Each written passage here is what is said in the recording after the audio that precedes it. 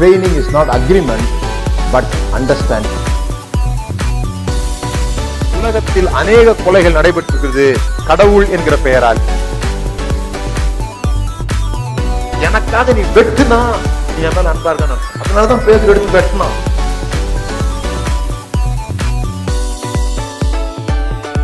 இந்த சிந்திக்க தூண்டுறதுனாலதான் பரிசேயர்களுக்கு அவர் மேல அவ்வளவு கோபம் வந்துச்சு.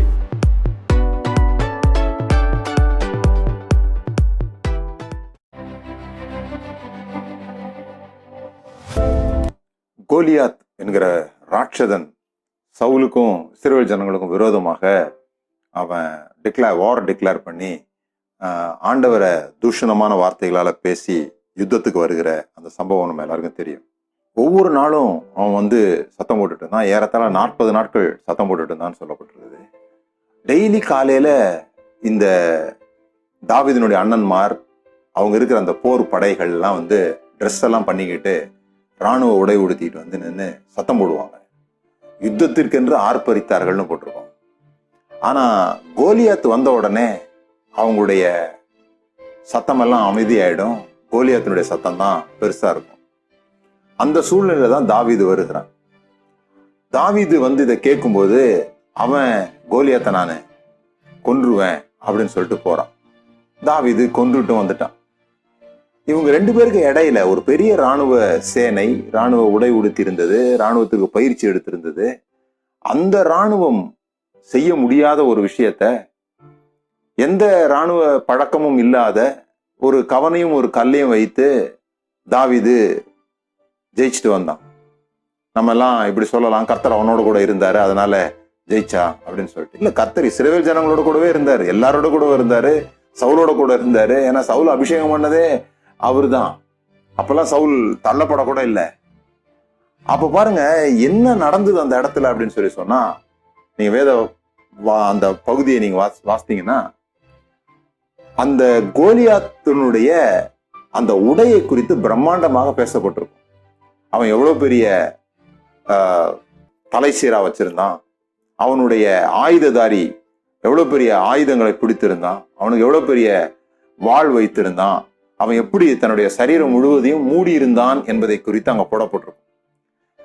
இந்த இராணுவ வீரர்கள் தாவீதினுடைய அண்ணன்மாரா இருக்கட்டும் இல்லது இந்த சவுலுடைய சேனையில் உள்ள எல்லாரும் எதை பார்த்தாங்கன்னு சொன்னா, அவனுடைய உயரத்தையும் அவனுடைய பிரம்மாண்டத்தையும் அவனுடைய மூடப்பட்டிருக்கிற அவன் ஒரு இடம் கூட விடாம மூடிட்டான் அப்படின்றதான் அவங்க பார்த்தாங்க. எப்பொழுதுமே பயம் நம்முடைய உள்ளத்தை நிறைக்கும் போது அங்க இருக்கிற பிரச்சனைகள் எல்லாம் நமக்கு பெரிதாக தெரியும், எக்ஸாகரேட்டடா தெரியும். அதாவது இருக்கிறது நம்முடைய மனதுல பெருசா தெரியும். அப்ப நமக்கு மூடப்பட்டிருக்கிற இடங்கள் எல்லாம் தான் தெரியும்.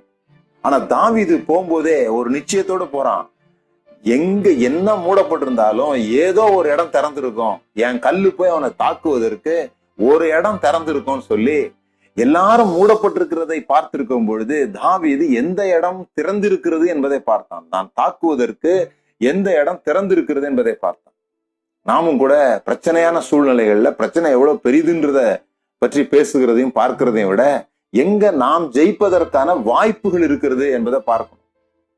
இந்த படத்துல எல்லாம் சொல்லுவாங்க பாருங்க, படத்துல இந்த போலீஸ் அதிகாரிகள் இப்படி பேசிக்கிறத நீங்க கேட்டிருப்பீங்க.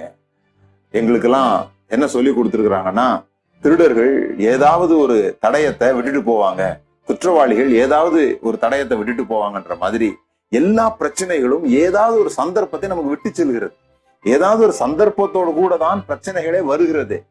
ஆனா தாவீதை போல சந்தர்ப்பத்தை பார்க்கிறோமா, திறந்திருக்கிற இடத்தை பார்க்கிறோமா, தாக்குவதற்கான இடத்தை பார்க்கிறோமா, அல்லது அந்த பிரச்சனையினுடைய மேன்மையை, அந்த பிரச்சனை எவ்வளவு பெருசு, அந்த பிரச்சனை எவ்வளவு பிரம்மாண்டம், அந்த பிரச்சனை இதுவரைக்கும் யாரும் சந்திக்காத பிரச்சனை, இதை போல பேசி அதனுடைய மேன்மையை பேசி கொண்டிருக்கிறோமா என்பதுதான் ஜெயிக்கிறவங்களுக்கும் தோக்குறவங்களுக்குள்ள வித்தியாசம். நாம் தாவீதை போல மூடி இருக்கிற இடத்தை அல்ல, சிறு இடமா தான் இருக்கும் திறந்திருக்கிற இடம். ஆனா அதை பார்க்க நம்முடைய கண்கள் திறக்கப்படும் பொழுது நாம் எளிதாக ஜெயித்துக் கொள்ளலாம்.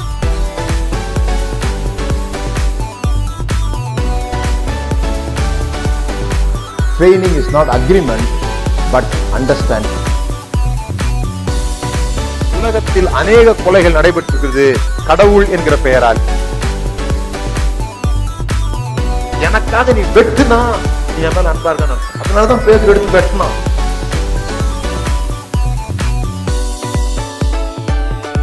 இந்த சிந்திக்க தூண்டுறதுனாலதான் பரிசேயர்களுக்கு அவர் மேல அவ்வளவு கோபம் வந்துச்சு.